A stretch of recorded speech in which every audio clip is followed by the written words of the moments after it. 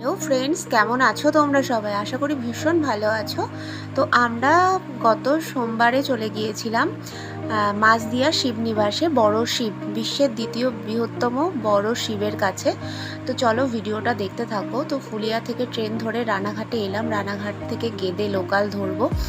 গেদে লোকালে এসে মাছদিয়ায় নামলাম, মাছদিয়া থেকে টোটো করে এই 10 থেকে 15 মিনিট লাগে আসতে। তারপর চলে এলাম শিব মন্দিরে।